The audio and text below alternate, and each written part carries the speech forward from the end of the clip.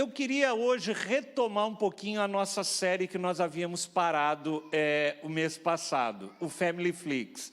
Porque quando a gente fala de família, esse é um assunto tão vasto, que eu acho muito difícil conter ele em apenas 4 semanas, que na realidade não foram nem 4, foram 3, porque nós tivemos algumas outras atividades nesse meio. Então eu queria hoje dar continuidade nessa série que nós começamos em maio, no comecinho de maio, e pelo menos mais hoje ou a semana que vem, talvez a gente vá continuar ainda no mesmo tema. E o tema da minha mensagem hoje, eu sempre tenho escolhido um título de um filme para ilustrar um pouquinho aquilo que eu quero falar e aquilo que eu quero dar de tema. E o tema de hoje é, de repente, uma família, tá? De repente, uma família. E como eu disse das outras vezes, nem sempre, quando eu cito um filme aqui, não é porque eu estou indicando esse filme, mas é simplesmente que eu estou usando o título dele como uma ilustração para ilustrar aquilo que eu quero falar. Mas nesse caso, esse filme é um dos que eu recomendo. Está aí um filme que eu achei muito singelo, muito gracioso, e se você não assistiu, é um filme muito interessante para você assistir.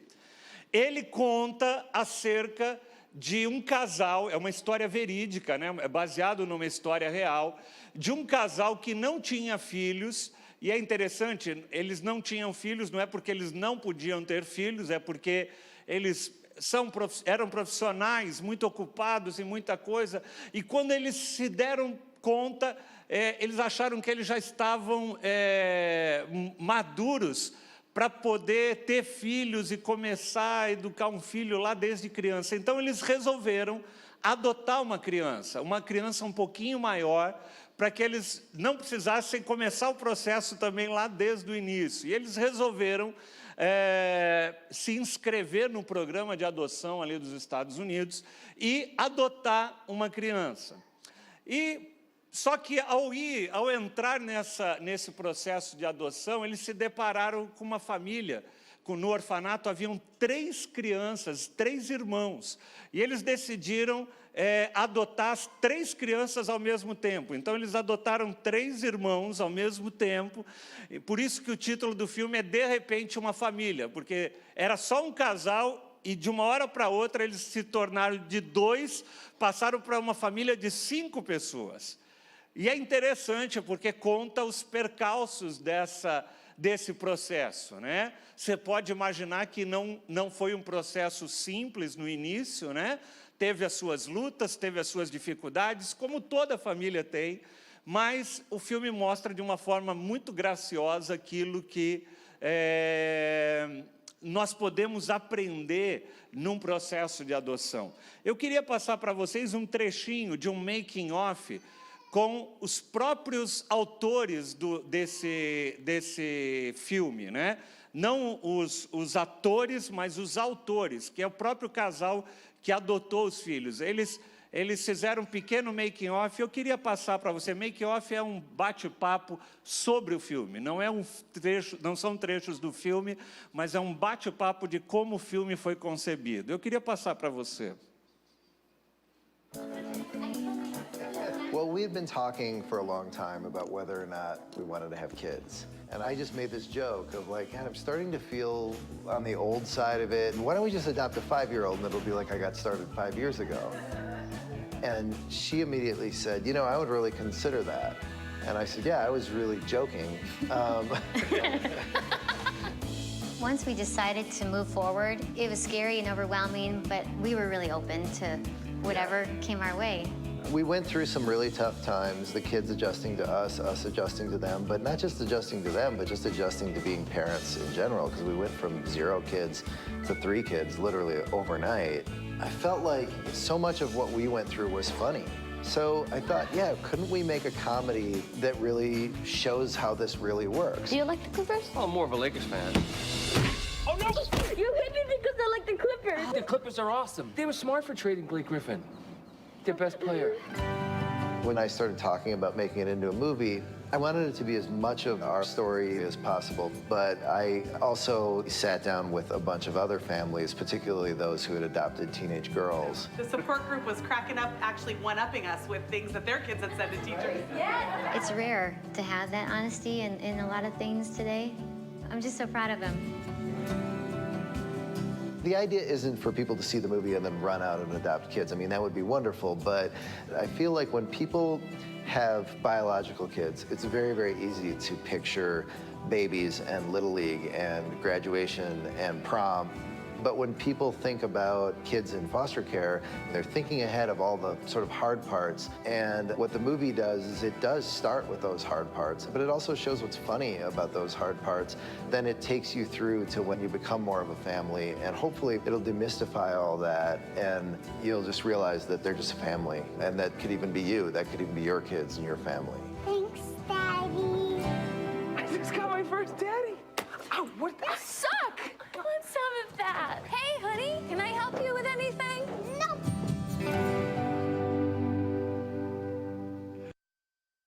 Então esse esse casal que está falando aqui no making off, ele é o casal que inspirou realmente o filme, né? O casal que realmente adotou ali as 3 crianças e escreveu depois o livro que se tornou o filme. Mas eu queria falar um pouquinho sobre essa questão da adoção e da orfandade. É um tema que a gente, como igreja, deveria talvez até falar mais. Recentemente, os Estados Unidos, as igrejas dos Estados Unidos fizeram um levantamento nos Estados Unidos e eles viram o número de crianças que havia na fila de adoção nos Estados Unidos e viram o número de igrejas que existem nos Estados Unidos. Se uma pessoa de cada igreja adotasse uma criança, a fila de adoção nos Estados Unidos acabaria de um dia para o outro. Se uma pessoa de cada igreja dos Estados Unidos só adotasse uma criança, acabaria com a fila de adoção. E a adoção, gente, é algo muito interessante, né? A adoção, durante muito tempo, foi estigmatizada, né? Eu fiquei sabendo, até quando eu estava estudando para essa palavra, eu fiquei sabendo de algumas coisas interessantes, que até 1980, nós estamos falando de 39 anos atrás, uma criança adotiva, ela não tinha os mesmos direitos de uma criança biológica, de um filho biológico. E aí foi a Constituição de 1980 que equiparou os direitos de um ou de outro. Mas quando a gente pensa, gente, em adoção, é algo muito interessante. E talvez você esteja falando, pastor, mas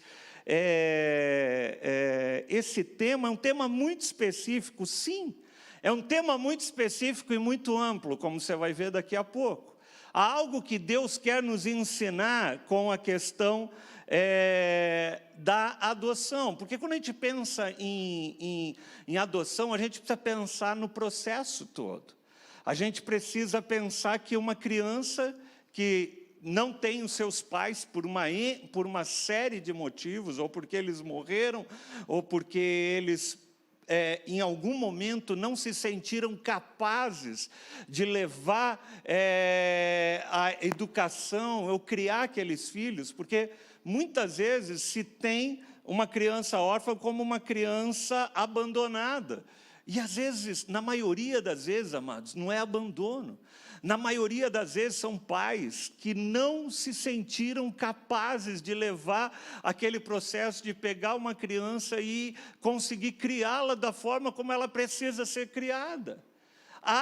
Num processo de adoção, há uma dor, com certeza, por parte daquela mãe que às vezes tem que abrir mão, que abre mão do filho para entregar um filho, por exemplo, num orfanato. Eu nunca me esqueço da cena, quando eu estive em Moçambique, e alguns lembram, eu já compartilhei isso aqui, não dessa última vez, o ano passado, mas da penúltima vez que eu estive em Moçambique.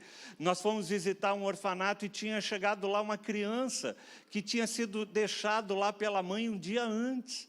E aquela criança chorava copiosamente naquele local. E eu me lembro que eu fui peguei ela no colo, e quando eu peguei ela no colo, ela parou de chorar naquele momento, né? E tinha sido uma mãe que tinha passado lá no orfanato e tinha deixado a criança, porque ela falou, eu não tenho condições de cuidar dele, eu não tenho condições de criar esse filho. E ela deixou aquela criança ali, aquela criança estava sendo cuidada, longe do coração da mãe, mas pelo menos estava recebendo alimento todo dia, estava recebendo o carinho dos tutores ali durante aquele momento. O processo de adoção, gente, é algo tremendo quando a gente olha que é uma criança que não foi gerada no ventre de uma mulher, da mãe, mas quando existe um processo de adoção é porque alguém decidiu amar aquela pessoa. Às vezes a gente olha para um processo de adoção e a gente não imagina o que significa aquele ato de alguém escolher e decidir amar aquela criança, de amar aquela pessoa e trazê-la para que a partir da vida dela ali ela pudesse trazê-la para fazer parte da família. E quando a gente pensa nisso, se a gente para pensar um pouquinho nisso, a gente vai ver como a adoção deveria ser um dos maiores provas, talvez, de amor de um ser humano na direção de outro. Porque é um ato, é uma decisão pessoal. Mas muitas pessoas, é lógico, adotam por motivos escusos. Infelizmente, a gente vê pessoas que partem para a adoção por motivos outros. Mas a igreja poderia ser o instrumento de Deus para resgatar crianças, por exemplo, que estão sem lares, que estão sem casas. E a gente tem visto, né, no nosso meio nós temos vários pais que tomaram essa decisão de dar um passo, de adotar, de trazer crianças que estavam sem seus pais e constituir, a partir da adoção, constituir eles em uma família. A família, então, amados, é algo tremendo que Deus criou e todos nós deveríamos ter o direito, né, de pertencer a uma família. É muito interessante quando a gente pensa na questão da adoção, porque se a gente olhar na Bíblia, a gente vai ver vários casos de adoção. O primeiro, talvez, dele que a gente vê é o caso de Moisés. Você lembra? Moisés foi colocado num cesto ali no rio Nilo, descendo o rio Nilo. A filha de Faraó encontra aquela criança e decide adotá-la, decide torná-la filha, decide trazê-la. E Moisés, você conhece a história, foi criado, né, ali no palácio do Egito e a partir dali se torna um homem formado, né, no meio do Egito. E todo aquele processo na vida de Moisés, Deus tinha um propósito e foi usado para que depois ele viesse a se tornar um resgatador.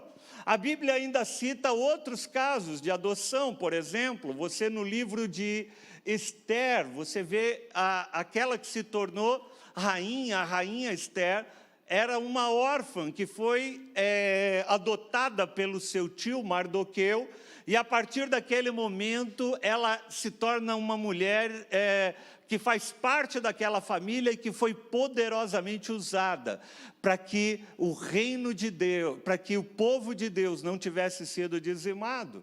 Uma órfã foi usada para que para que o povo de Deus não tivesse sido dizimado naquele local. Nós vemos outros casos, nós vemos um caso que não seria talvez tanto de uma adoção, mas Mefibosete, por exemplo, né? O filho de Jonatas, que os pais haviam morrido, mas que Davi, num determinado momento, traz para sua casa e faz de Mefibosete como um de seus filhos. O pastor Marcos pregou, inclusive, recentemente aqui, fazendo-o sentar à mesa e dando a ele tudo aquilo que ele dava também aos seus filhos. Mas, talvez um dos casos mais interessantes que a gente vê de adoção é de José. Quando eu falo José, estou falando José, esposo de Maria, né? Pai adotivo de Jesus. Jesus, se você pensar bem, ele não era filho de José.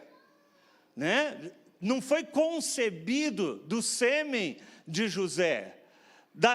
Jesus foi concebido através do poder do Espírito Santo, estava no ventre de Maria, e teve um determinado momento onde José teve que chegar para tomar a decisão de tomar aquela criança e fazer daquela criança também seu filho, e criá-lo também como seu filho. Então, o próprio Jesus foi uma criança adotada por José, e viveu a vida inteira dele dentro desse conceito. Não é tremendo isso, você pensar que Jesus, ele foi um filho adotado. Ele foi alguém que foi inserido na família de José. E se você estudar um pouquinho mais a Bíblia, você vai saber o que isso representou, porque os judeus, eles criam que o Messias viria da linhagem de Davi, e José, pai adotivo, né, de Jesus, era da família, era da linhagem de Davi. Então, a partir do momento em que José adota Davi, adota Jesus, a partir do momento que José adota Jesus, o que ele está fazendo? Ele está inserindo Jesus na linhagem de Davi. E, consequentemente, diante dos judeus, isso se torna um sinal de que daquela linhagem viria o Messias. Então, quando a gente olha para esse processo todo, a gente vê algo muito tremendo que Deus quer nos ensinar através de um ato como esse, um ato de adoção. O ato de adoção é um ato que nasceu no coração de Deus. Deus é um Deus que nos adota, e eu vou falar disso um pouquinho mais para frente. Eu queria ir com vocês para o texto de Romanos capítulo 8. Romanos capítulo 8, a partir do versículo 14. Porque todos... Está aí, né? Porque todos os que são guiados pelo Espírito de Deus são filhos de Deus. Pois vocês não receberam um espírito que os escravize, para novamente temerem, mas receberam um espírito que os adota como filhos. Notem o que o texto diz. Mas receberam um espírito que os adota como filhos, por meio do qual clamamos, Abba, Pai.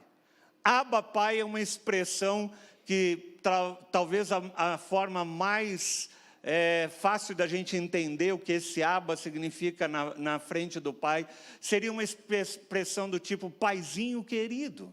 É uma forma carinhosa, uma forma afetiva de a gente se dirigir ao Pai, por meio do qual clamamos Abba, Pai.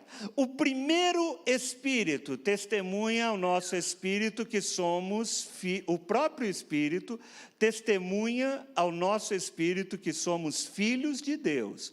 E se nós somos filhos, então nós somos herdeiros. Herdeiros de Deus e co-herdeiros com Cristo. E se de fato participamos dos sofrimentos, para que também participemos da sua glória. Eu queria extrair desse texto alguns princípios que eu queria trazer para você nessa manhã. O primeiro princípio, que às vezes a gente reluta muito com ele, é que nem todos nós, nem todo ser humano é filho de Deus. Você sabia disso? Nem todo mundo é filho de Deus. A gente tem uma expressão popular muito usada comumente, que a gente fala, mas aquela pessoa também é filha de Deus. Mas todo mundo é filho de Deus. E quando a gente vai para a Bíblia, a gente encontra algo um pouco diferente dessa expressão. O desejo nosso humano seria que talvez todas as pessoas fossem filhas de Deus.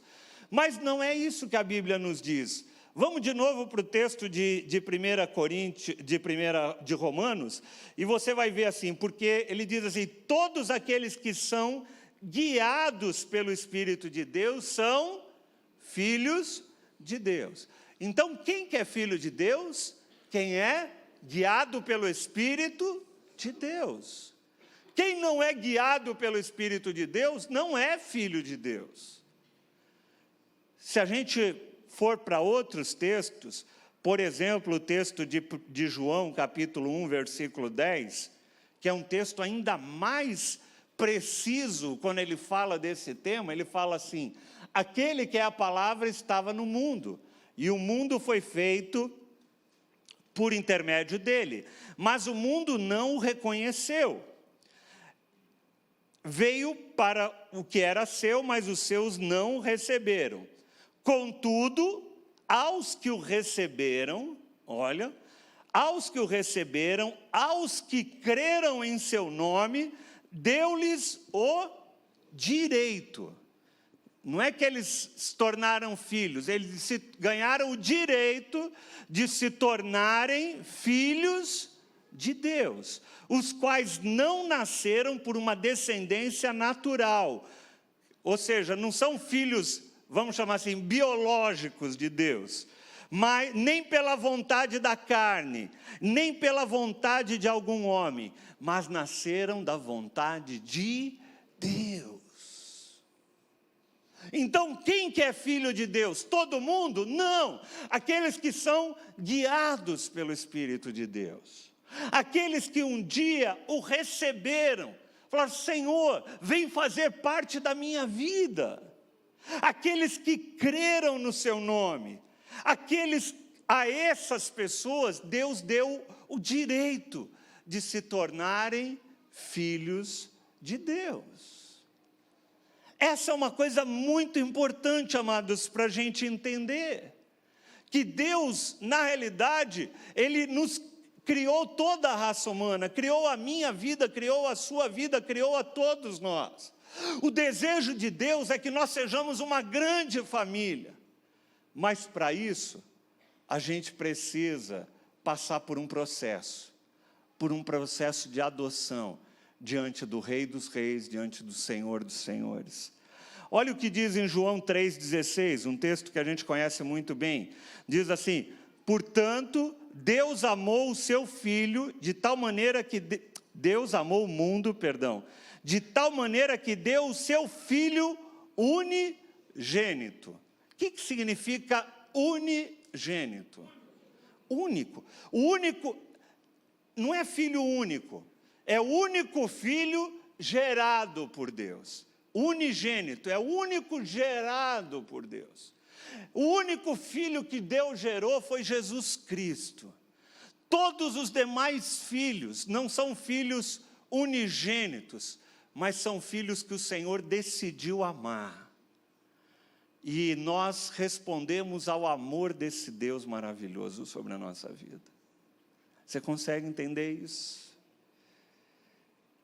Filho unigênito vem da palavra monogênesis, único do seu tipo, exclusivo.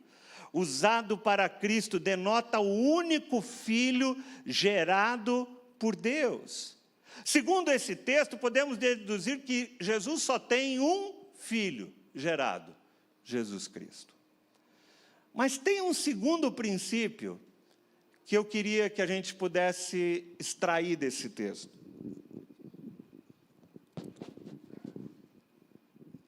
E o segundo princípio é que em Cristo nós podemos ser adotados. Vira para quem está do teu lado e fala assim: em Cristo nós podemos ser adotados.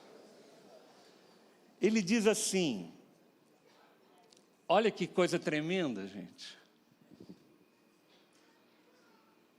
Quando você entende, amados, que eu e você éramos órfãos, e um Deus como o nosso Deus, olhou para nós e nos decidiu adotar. Isso muda a nossa compreensão, isso muda a nossa resposta a esse Deus maravilhoso. Olha o que diz o texto lá de Romanos ainda: pois vocês não receberam um espírito que os escravize. Vira para quem está do teu lado e fala: você não nasceu para ser escravo. Você não recebeu um espírito que os escravize para novamente temerem, mas receberam o espírito, e com o espírito vocês são adotados como filhos. Que coisa tremenda, amados. Eu sou filho de Deus porque Deus decidiu me amar. Você consegue entender, amados, um filho adotivo, uma criança que está lá num orfanato, ela não consegue por si mesmo ser adotada. Ela precisa que alguém vá lá no orfanato, olhe para ela e fale assim: você quer ser meu filho? E adote aquela criança. Não é a criança que toma a iniciativa, é Deus que parte para cima, vem ao nosso encontro e fala assim: filho, você quer ser meu filho? Olha o que o texto de Colossenses capítulo 1, versículo 15 diz. Ele é a imagem, está falando sobre Jesus o texto, ele é a imagem do Deus invisível, o primogênito de toda a criação. Opa, lá em João 3,16 falava que Jesus era o unigênito. Unigênito é o único gerado. Agora diz que Jesus é a imagem do Deus invisível, o primogênito. O que é primogênito? O primeiro de muitos filhos.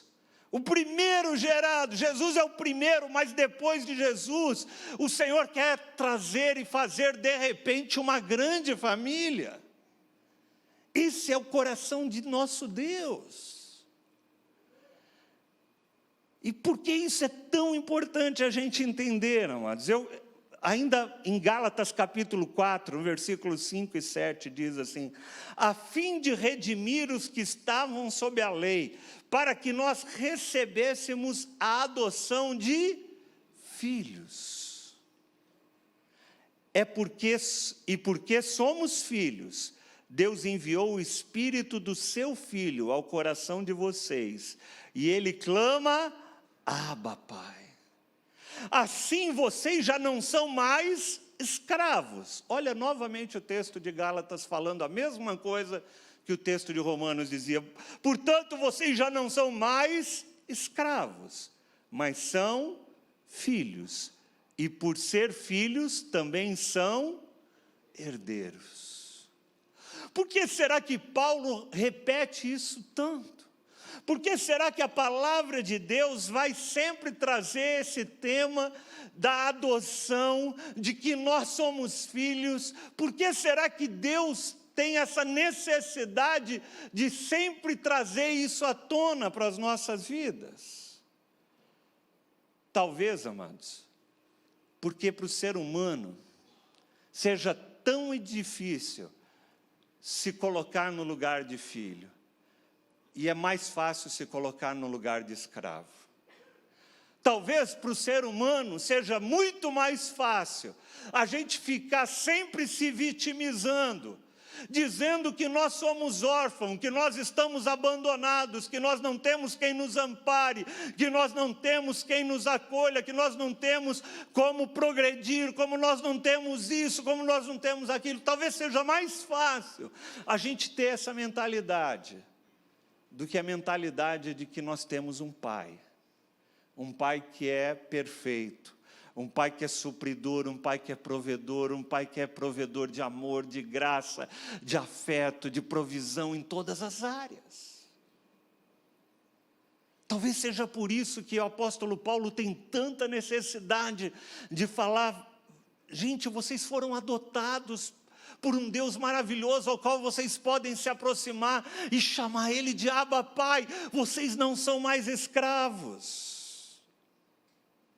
Como eu disse, amados, durante muito tempo da história, talvez a posição de um filho adotivo pudesse ter uma conotação pejorativa.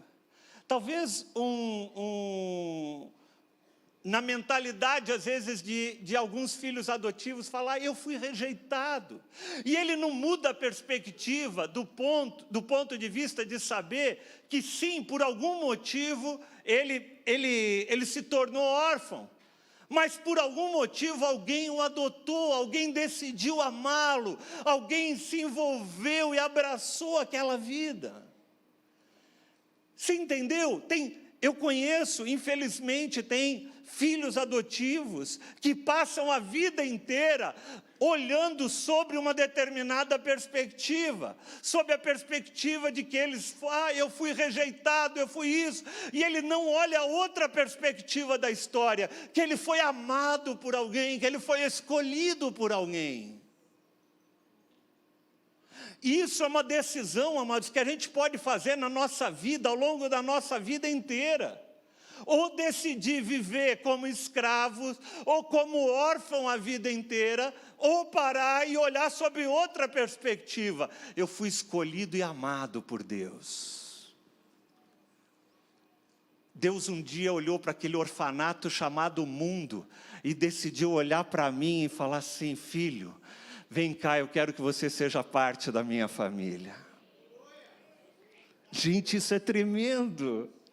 Eu queria que você entendesse um pouco, e eu estava pesquisando para preparar essa palavra, e é interessante, às vezes a gente não entende a dimensão, a plenitude de tudo aquilo que Deus está querendo dizer. Quando a gente olha um texto na palavra, amados, é muito importante a gente entender o contexto que o Senhor queria dizer. E sempre que eu dou aula, às vezes, de hermenêutica para os alunos, e um dos princípios de interpretação bíblica é que você sempre precisa entender as palavras que estão na Bíblia, e o primeiro contexto é no contexto para qual ela foi falada.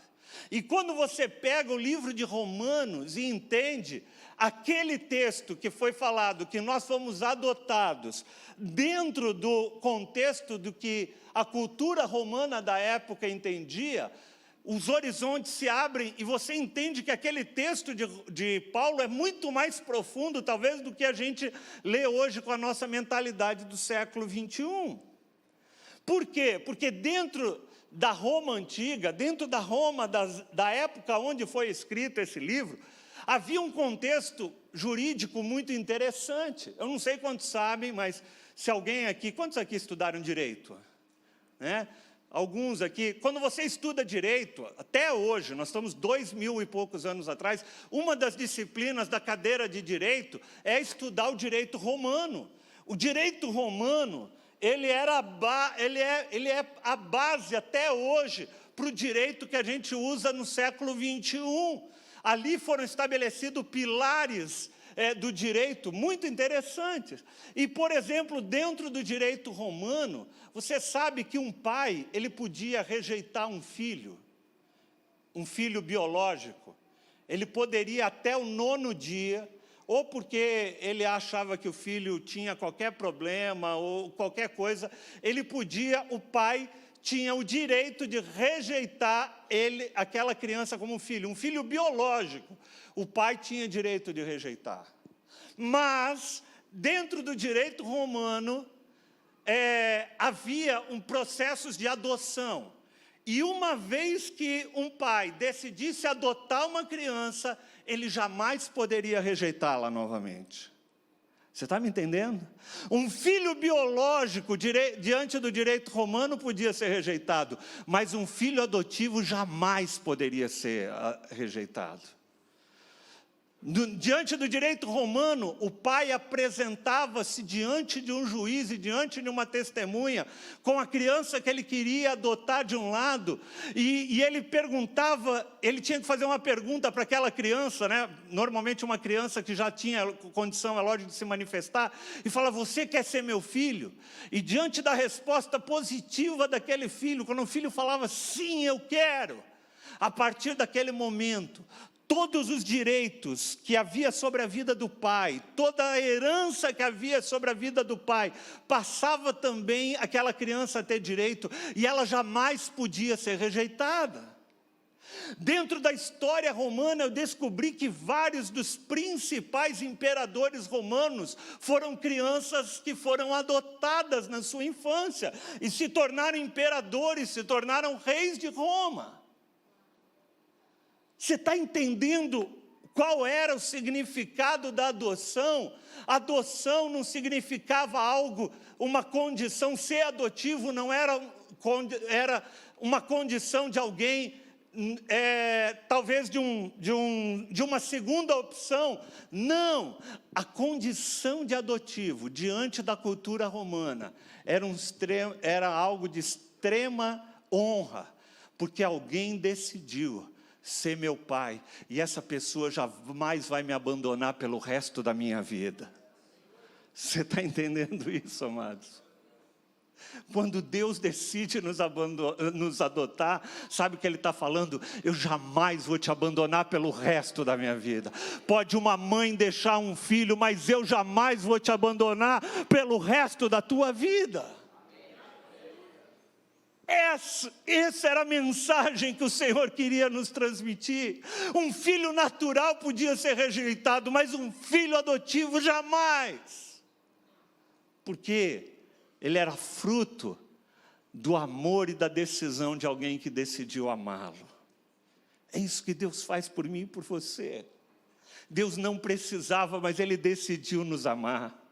Deus não precisava de mais filhos, Ele, o Pai, Ele, o Espírito Santo e Jesus se bastavam, mas Ele decidiu ingressar eu e você na família dEle.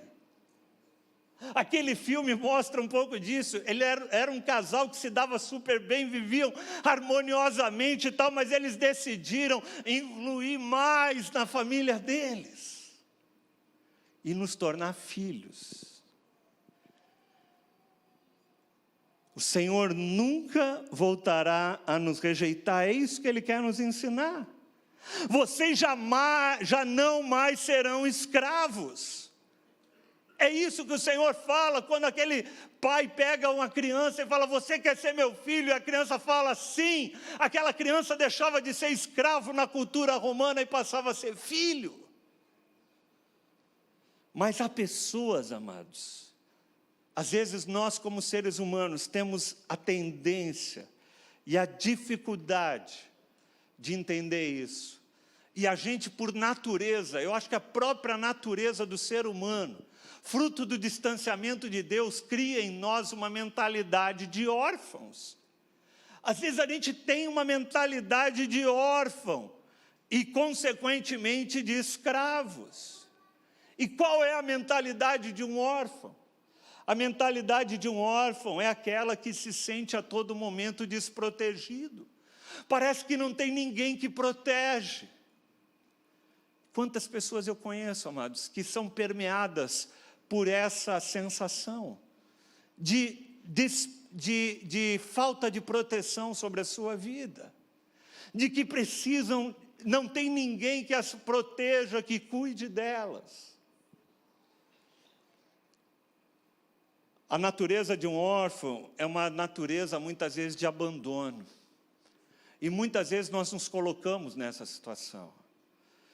A gente olha para o nosso histórico de vida e nem sempre a nossa vida foi ou é do jeito que nós gostaríamos que fosse. Ocorrem percalços ao longo da nossa vida. O pastor Naya falou semana passada, né? Momento da vida dele que ele se sentiu abandonado por Deus. E às vezes a gente se sente num mundo abandonado. Eu falo: Deus, por quê? Eu tenho tentado fazer tudo certo, mas parece que as coisas não dão certo para mim. Eu me sinto só, eu me sinto abandonado, eu me sinto desprotegido. Isso é um sentimento que o ser humano vai carregando. A gente vê jovens hoje, amado, se cortando. Alguns jovens tentando se matar por essa sensação de abandono. E às vezes é uma sensação que, ao ponto de vista natural, quando você olha, ela não faz sentido. Você olha às vezes para o jovem, ele tem pais que os amam, que estão ali, mas internamente ele tem uma sensação de desproteção. Ele se sente desprotegido, abandonado, vazio, só.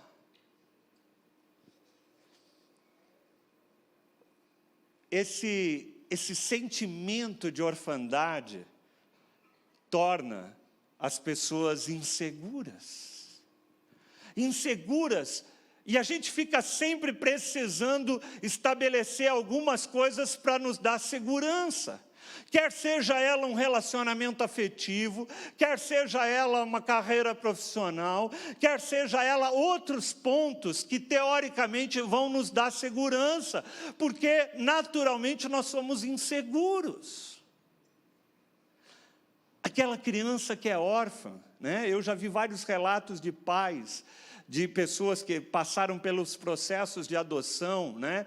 Ao visitar um orfanato, às vezes tomar uma criança para levar para sua casa durante um final de semana, né? E depois voltar e ter que deixar aquela criança no orfanato de novo.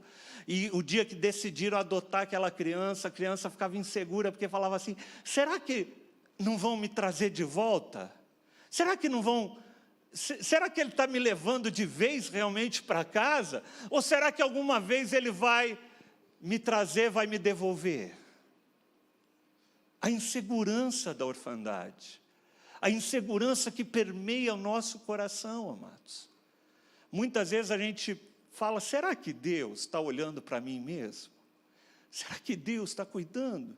Deus já deu provas outras vezes, mas parece que tem vezes que você olha para você e parece que Deus vai te devolver para o orfanato de novo. E você fica inseguro, fica com medo. Porque isso está enraizado dentro da gente, esse sentimento de abandono. Eu já contei, acho que isso aqui uma vez, mas o meu pai faleceu, eu não me lembro agora os anos, a Sônia que é boa para datas, mas eu já tinha mais de 40 anos quando meu pai faleceu, faz uns 10 anos atrás. Mas, sei lá, não lembro. Mas eu já tinha mais de 40 anos quando meu pai faleceu. E já era casado, já tinha filho, já tinha minha vida profissional consolidada, né? Mas eu me lembro do sentimento que eu fiquei no meu coração quando meu pai partiu. Para mim parecia que estava... um pilar estava sendo arrancado da minha vida. Um pilar que dava segurança. E é estranho, porque assim, eu não, como eu disse, eu não dependia mais do meu pai para nada, né? Eu tinha minha vida já adulta, consolidada, eu não tinha mais necessidades. Mas a sensação que eu tive naquele momento foi que um pilar que me sustentava tinha sido tirado. E que quando eu precisasse talvez de ajuda, eu não teria o meu pai para me ajudar. Esse é o que permeia muitas vezes o nosso coração. Fruto desse sentimento, muitas vezes, de impotência diante das coisas, e a gente fala, Senhor... E a gente precisa de referenciais, precisa de pais. Eu tive um pai muito presente, eu tive um pai muito companheiro. Talvez alguns aqui não tiveram. Talvez alguns aqui não tiveram essa sensação de segurança, essa sensação de proteção, essa sensação de que tinha alguém ali que, se tudo desse errado, você sabia que tinha alguém para te ajudar. Talvez tenham pessoas aqui que não tiveram isso, mas que buscam e que têm dentro de si esse sentimento a sua vida inteira. Um órfão, alguém que tem esse sentimento de orfandade, é como um marinheiro, eu li essa frase, achei muito interessante, é como um marinheiro que não tem um porto seguro onde possa atracar o seu navio. Né? Agora, nas nossas férias, a gente foi fazer um passeio de barco e nós pegamos uma turbulência no mar, assim, nós estávamos num barco relativamente pequeno, e o mar agitado, você via, olhava para o lado, as pastoras Sônia falou, pronto, é agora que a gente vai se encontrar com Jesus, e o barco fazia assim, assim, e aquele negócio. Só que, sabe qual é a grande esperança quando você está no meio de um mar agitado? É que você está andando e vai chegar uma hora que você vai encontrar um porto. E eu me lembro a sensação que a gente ficou na hora que o barco atracou no porto, né? A gente respirou fundo, porque depois daquela turbulência tinha um porto. Agora, você imagina se você está navegando no meio da turbulência e você não tem um porto onde você se atraca. Parece que passa dia e vem dia e vai dia, e as correntezas e as turbulências da vida, as tempestades, e fala, meu, quando é que vai chegar esse porto seguro para a gente atracar? O sentimento de quem é órfão é um sentimento assim, e é o sentimento que permeia muitas vezes o nosso coração. É como um pássaro que não tem uma árvore e um ninho onde ele possa repousar depois de um dia de voos. É interessante, eu falava do meu pai, eu já contei essa experiência para vocês, mesmo depois de adulto, eu ia visitar o meu pai de domingo, e eu me lembro que eu deitava ali no sofá, e eu repousava e deitava ali no colo dele, mesmo sendo adulto e tal, mas acho que, para mim, hoje, olhando isso, né, é a sensação de proteção e de cuidado.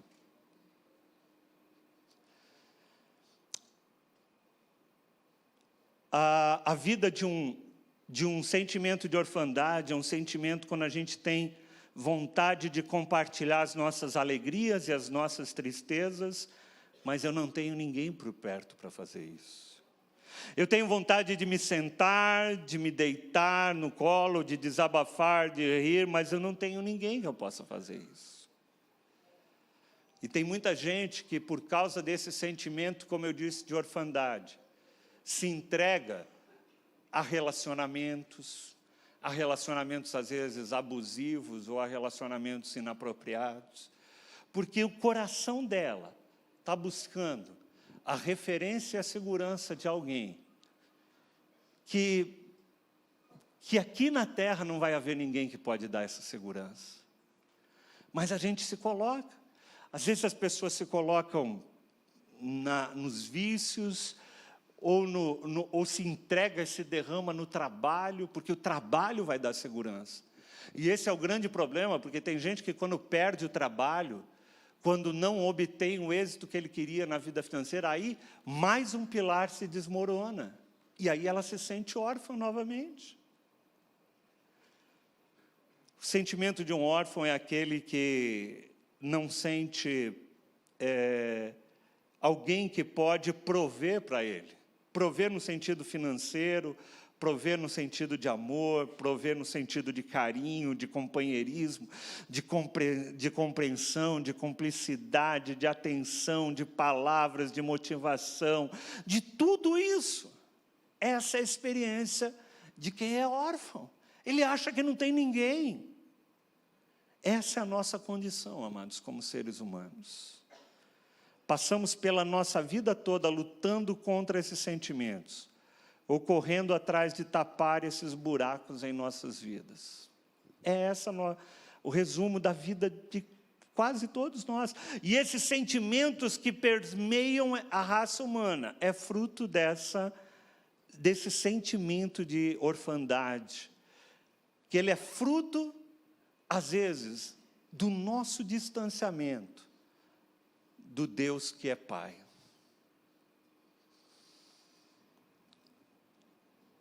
Por que as pessoas são entregues à adoção?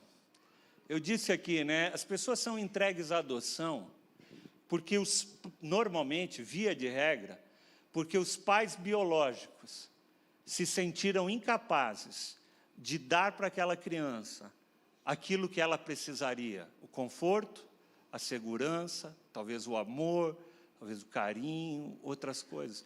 Por isso que normalmente uma mãe biológica leva um filho e entrega esse filho para adoção, porque ela se sente incapaz de dar esses recursos para aquela criança. E sabe o que acontece, amados? Eu quero te dizer também uma coisa.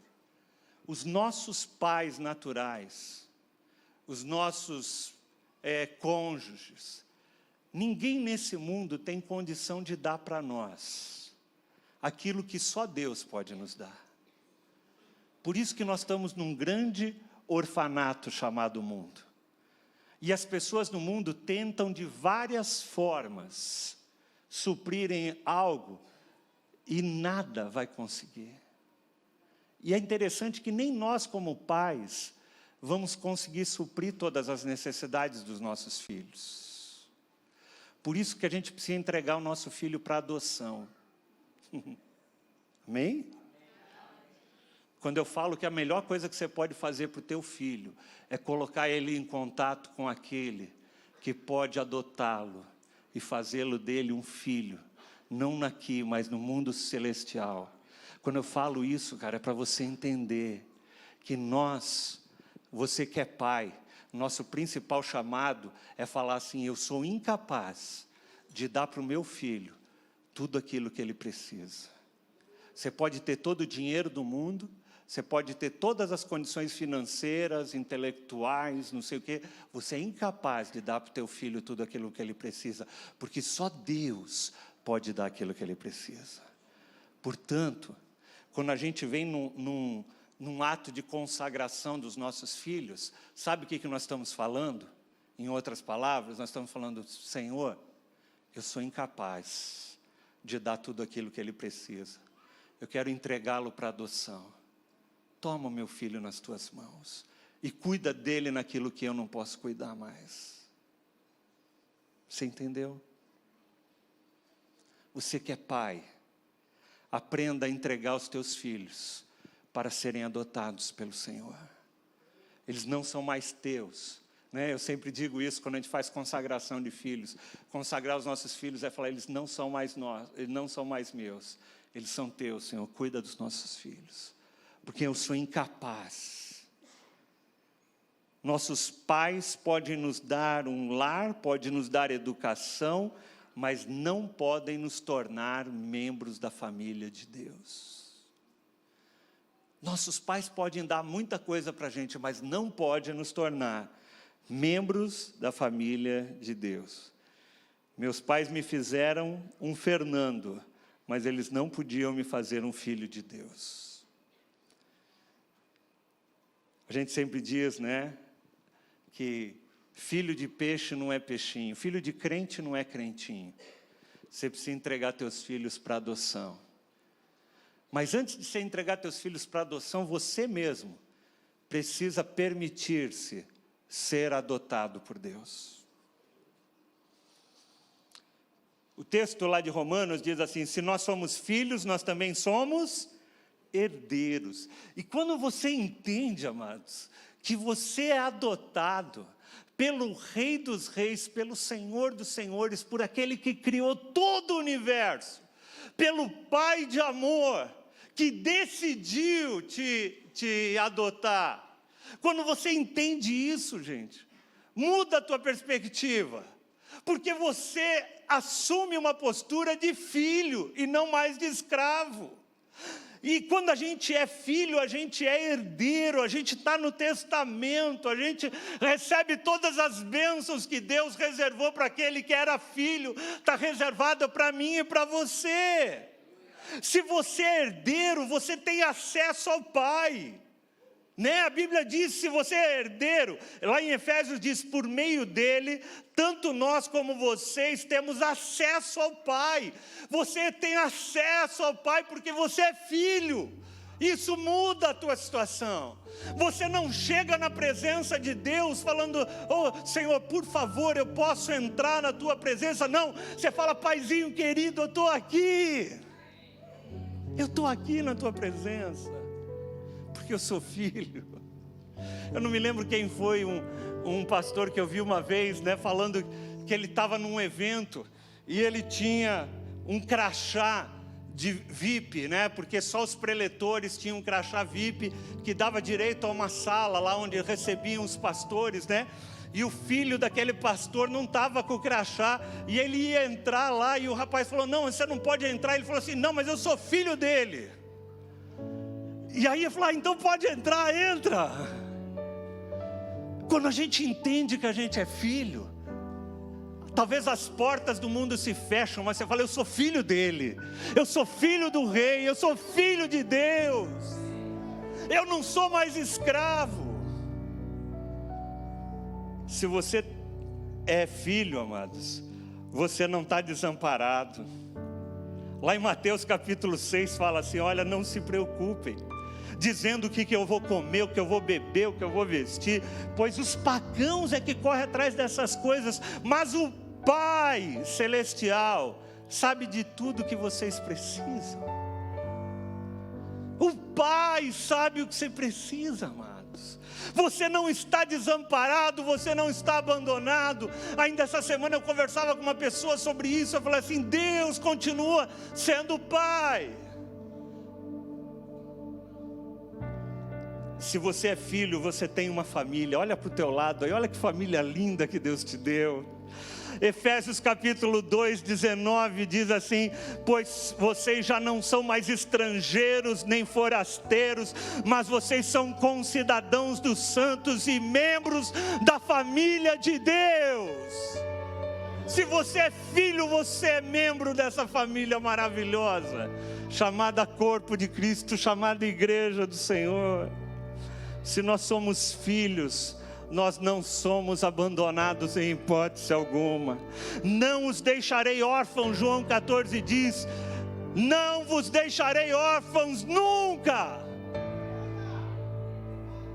A gente pode passar por momentos difíceis, mas o nosso Deus que é Pai está conosco, porque de repente Deus nos inseriu numa família.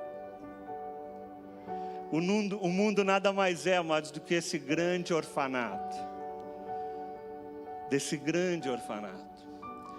E eu queria ler um testemunho nessa manhã. Queria terminar essa palavra lendo um testemunho para vocês. Diz assim,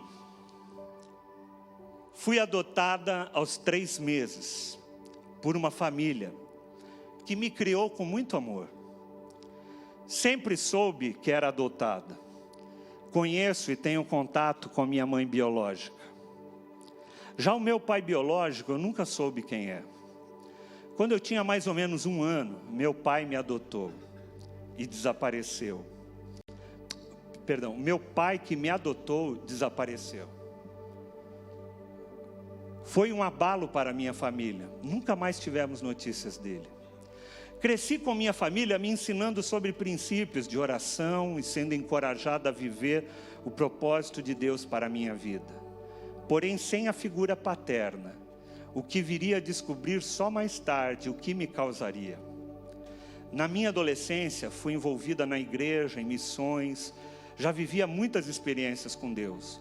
Nessa época, recebi e guardei uma palavra no meu coração que está em Isaías 44, 2. Assim diz o Senhor que te criou e te formou desde o ventre e que te ajudará. Não temas, porque eu te escolhi, fui eu que te escolhi. Essa palavra me fortaleceu em muitas situações. Aos 23 anos me casei com uma pessoa que também trazia marcas de abandono na sua vida. Mas diferente de mim, cresceu num lar não cristão e instável, vindo a se converter ao se tornar jovem. A partir daí iniciava-se um novo ciclo na minha vida. Toda a segurança que eu trouxe da minha vida de solteira seria balançada a partir do histórico do meu esposo. Ele não conseguia preencher toda a segurança que eu necessitava. E uma lacuna na minha alma começou a surgir. Escolhemos um versículo para o convite do nosso casamento, do qual eu nem tinha ideia do quanto era profético. Aquele que começou em vós a boa obra, a aperfeiçoará até o dia de Cristo Jesus. E foi assim, nos anos seguintes, seguimos sendo aperfeiçoados. com as dificuldades que enfrentávamos nas áreas emocional, financeira, espiritual, eu segui esperando uma mudança no meu marido e eu estava tão certa que então tudo se resolveria. Já havia vivido experiências em que senti a paternidade de Deus e eu sabia que era marcada nessa área, mas não associava o vazio da minha alma com a falta de entrega a esse Pai que é supridor. Pensava ser uma área vencida, mal sabia que esse era o meu espinho na carne. Eu me achava pronta, dona da verdade e à espera de um milagre na vida do meu marido. Ele sim é que precisava desse milagre.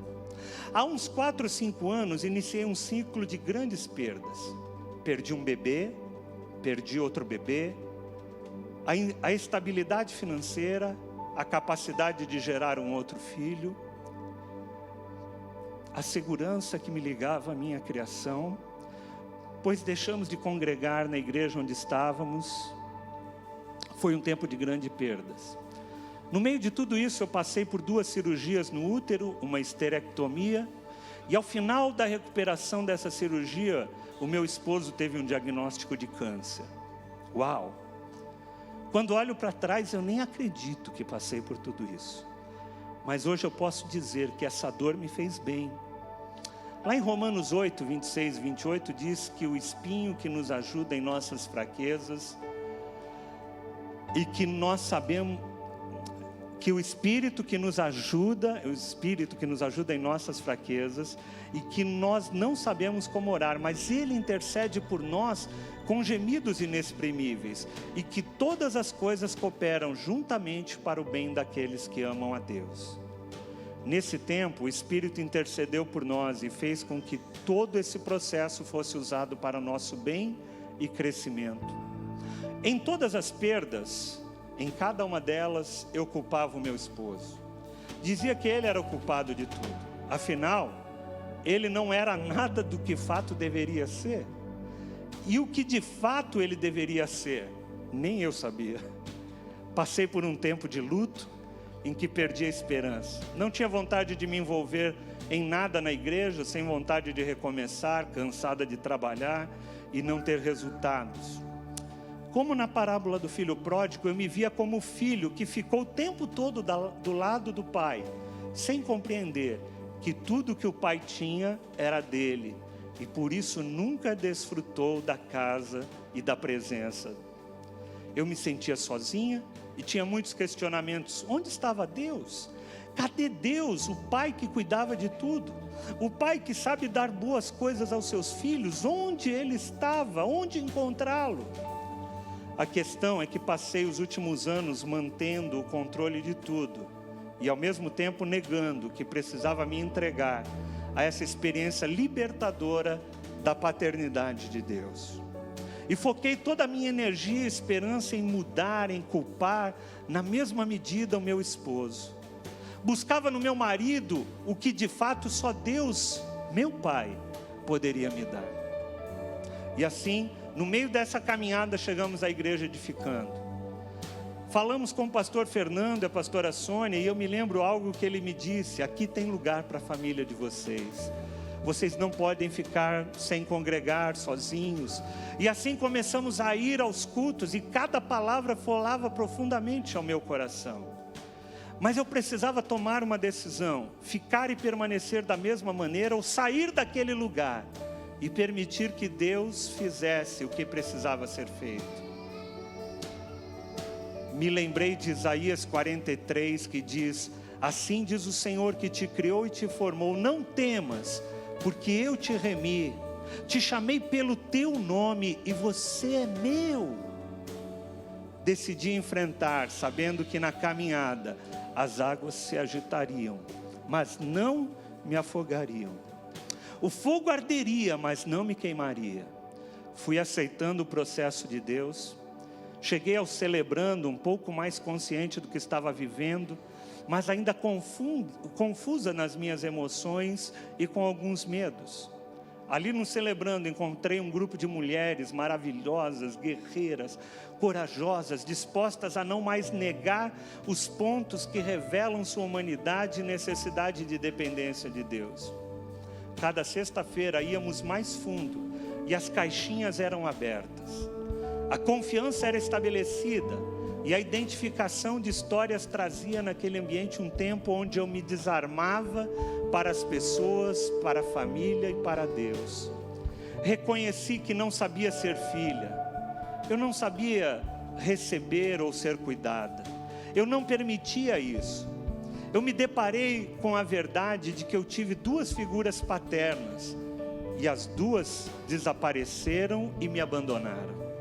Mas Deus havia ficado ao meu lado, desejando ser o meu pai, desejando que eu colocasse todas as minhas expectativas e esperanças nele. Eu usei as faltas do meu esposo para negar a minha necessidade de Deus e acentuar a minha independência. Achava que o meu marido me devia perdões, muito mesmo. Eu sentava e aguardava o grande dia. O grande dia chegou, o dia em que eu fui quem sentei, não uma, mas algumas vezes diante dele para pedir perdão. Durante essa nova jornada, pedi muitos perdões. E ele, por colocar as minhas expectativas, pedir muitos perdões a ele, por colocar as minhas expectativas nele e esperar dele aquilo que só Deus poderia me dar. Agora, não tinha mais a ver com meu marido, com as perdas, tinha a ver comigo. Eu precisava descansar como uma criança que dorme, porque sabe que seus pais estão na direção do lar. Eu era uma criança que precisava confiar na provisão, na direção e no cuidado do pai. Ele viria, porque ele sempre vem. Concluo que eu permiti ao longo da caminhada que a minha identidade fosse rasgada, rasurada e inutilizada. E nessa nova etapa estou tirando minha segunda via dela. E nela diz: eu sou filha amada do Pai. Ele não abre mão disso e eu também não quero abrir. Vivenciei cada etapa com pessoas que eu aprendi a amar. E eu sou grata a Deus por cada uma delas. Minha igreja, minha célula, meu grupo no Celebrando e tantas outras. Voltei a servir na casa do Senhor e os sonhos têm voltado. Sei que a caminhada é longa. A minha mente facilmente é levada a pensar no desamparo e a esperar muito do meu esposo.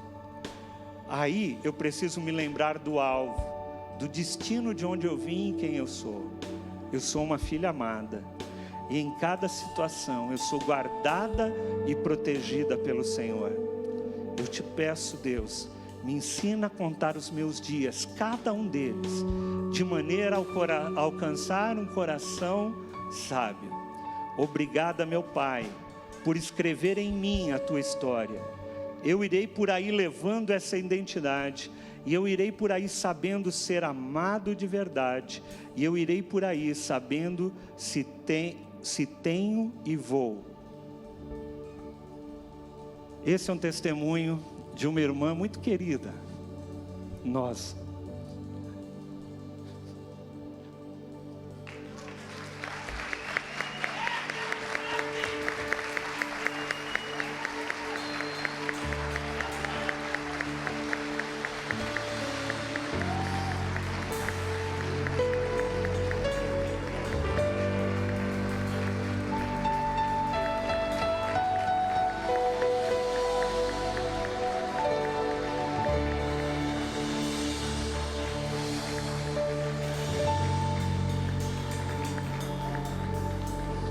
Esse é o testemunho da Samara, que a gente conhece já há muito tempo. E que está aqui, servindo ao Senhor, entendendo a cada dia. A ser amada do Senhor, a depender do Pai. Que embora tenha sido desamparada por 2 pais, tem um Pai que nunca tem desamparado ela. A oração que Jesus nos ensinou começa com uma frase: Pai Nosso. Interessante porque Jesus reparte o Pai dele com nós. Eu não sei se você já parou para pensar nisso. Quando Jesus nos ensina a oração do Pai Nosso, o que Ele está fazendo é repartindo o Pai dele com nós. Toda vez que você lembrar da oração do Pai Nosso, você fala: obrigado, Jesus, porque um dia o Senhor repartiu o teu Pai conosco. Eu queria que nós cantássemos mais uma vez esse cântico. Eu sei que o tempo está passado um pouquinho, mas eu queria que nós cantássemos esse cântico desde o início.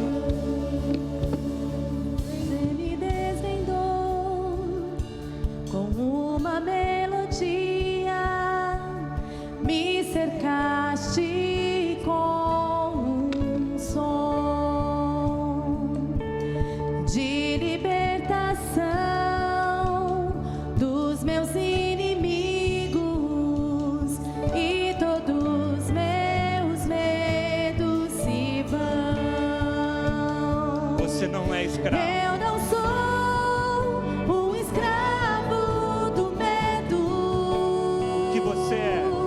Eu sou filho de Deus. Eu não sou um escravo do medo. Eu sou filho de Deus.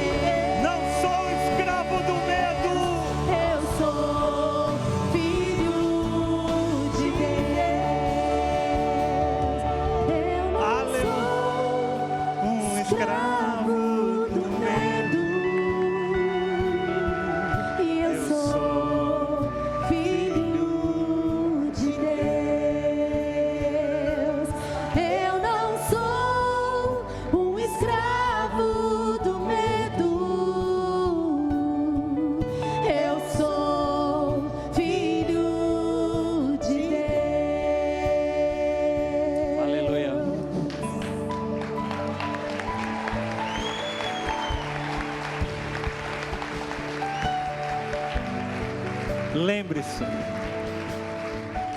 você não é mais órfão.